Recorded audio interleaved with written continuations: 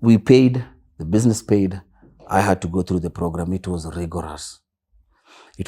But hiyo ndo time ili down on me like, nimekaa hapa, mimi ni msanii, director tu wa kampuni, bado sa directorship haijafika, ndo tumeanza tu. So si ndo tunairan actually. Nimeenda huko, nimekana CEO wa the biggest inaitwaje, the biggest something like roof manufacturing company in East Africa.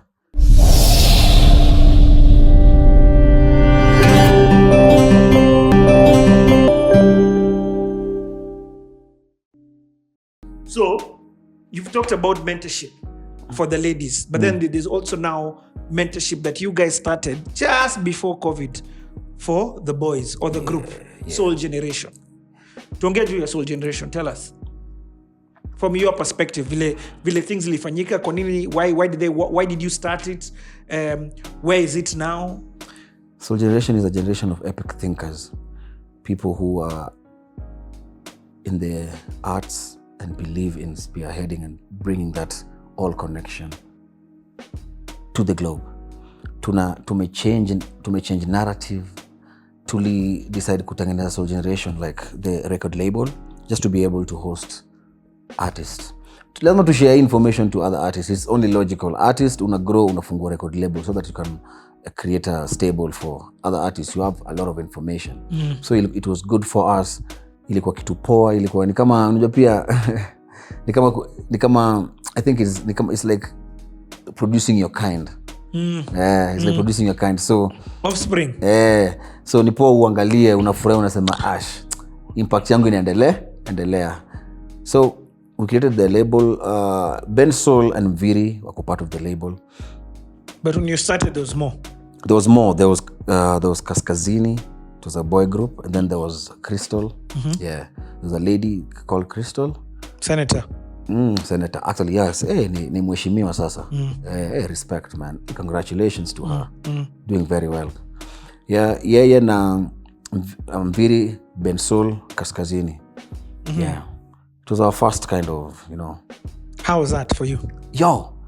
It was interesting, but also like baptism by fire. What is a baptism by fire?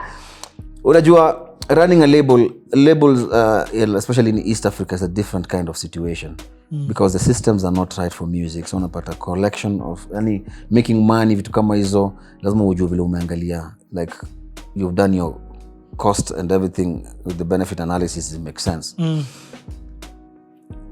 But because of the passion, override.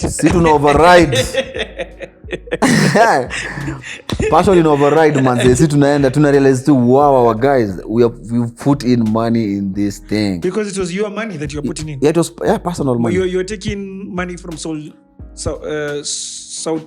Entertainment Limited. Yeah. No, like we didn't want. First of all, we just wanted to build it ourselves first. We wanted to build it ourselves pole. So ilikuwa only right. It's easy to get other people's money, yes, but it comes with conditions. Of course. Unajua, it comes with needs. So we really wanted autonomy. I get it. Paka ifike level fulani where the foundation is already done. And after that, then we can, be able to expand like that. So it was a really interesting period because we put our money. Alafu, it was just growth, We're investing now in different businesses, yes, but this is also like one of our main businesses. We're changing a whole generation. Our music plus their music is being blasted all over. The kids are growing. We're like, this is now impact. So tunasikia poa because the impact is in what we like to do. Till now, Viri and Ben Soul are top charting acts. And is Soul Generation currently now running on its own? Yeah. I'm only a director in Soul Generation. You're only a director? Yeah, I'm just a director. But it has its own team. So what happened? I saw even right now they're looking for a woman. Yeah. There's something called, I'll talk about that. But, okay. But what happened with Soul Generation, I went through a Stanford program for businesses, especially in East Africa, that were trying to scale. So for like a year, I went through the program. So it was just about scaling the business, and I went nika learn a lot about scaling. That's where like now my business acumen sangine ile nilisomea chuo. So this is Sauti Entertainment Limited sending you to school. Yeah. Business school. Yeah. Okay, like explain that period then. That's an investment into the company now. Yeah, it's like nikitumwa production school, Polycarp ameenda mix and mastering school, Bien ameenda vocal singing and writing, Chimano ameenda styling, aesthetic and singing, all those tumejiinvestia. So we paid, the business paid. I had to go through the program. It was rigorous, but hiyo ndo time ili down on me like nimekaa hapa, mimi ni msanii, director tu wa kampuni na bado sa directorship haijafika, ndo tumeanza tu. So si ndo tunairan actually. Nimeenda huko, nimekaa na CEO wa the biggest inaitwaje, the biggest something like roof manufacturing company in East Africa. Niko tu like hapa ni wapi? Niko angalia mziki, halafu sasa umekuwa business leader, umeletwa hapa. So for me it was really eye opening just to see now the industry of music and entertainment inakuwa represented within industries that people always have put that matter. So inamaanisha the creative economy ndio imegrow. If you can be able to be in such a platform na umekuja ku represent the creative economy na unataka ku scale business yenu, nikasema tu wow, this is it. I went through the rigorous. It was online, huh? No. What do you mean? No, but it was happening in different countries in East Africa. What? Yeah. But the main was here in Kenya. Yes, I get it. So iko hapa Nairobi, alafu tukienda Addis Ababa, tukienda South Africa. Yeah. What? Yeah, tukienda Uganda, tukienda Tanzania.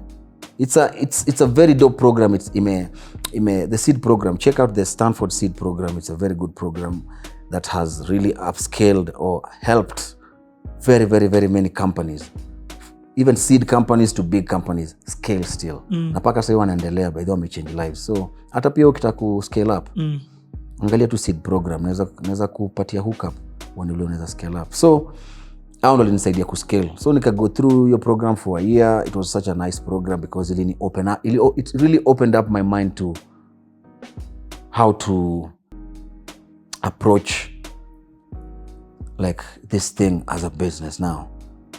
Give me like just one. Give me an example of something. In terms of? Like that you learned. Oh, that I learned. Kitu kama tu,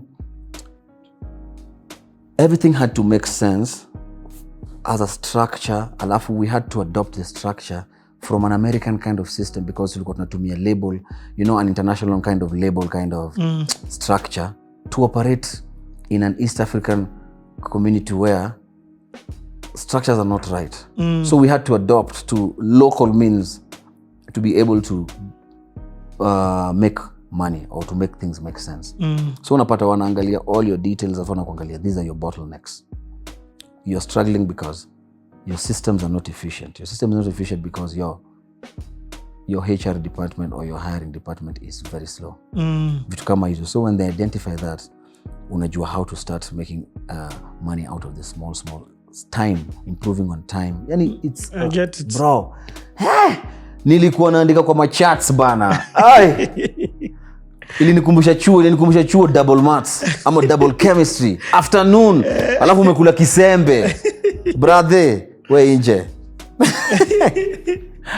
I get it. But it was very instrumental. Also the network there. Until today, it's a network that I hold dearly. Like we meet together. I have a good network around Africa. Some business leaders who can be able to just, connect with me and they must have looked at you in a different way. Uni msanii yako hapa. So it was shocking to them. It was shocking and also fascinating. Manze, it's so crazy how like, watu vile wanachukulianga muziki, man. But now I know the creative economy has really increased like its power or influence. But still bado kuna watu wanaangalia. It's a mindset. It's a mindset thing. Yeah. But now I think sahi kwanza with the internet, watu wanaangalia hata TikTok too. Yeah, so Okay. Sawa. So I've understood now the business. In fact, I was going to ask about the business school, like, can you explain? Let's now dive back into the music. Midnight Train.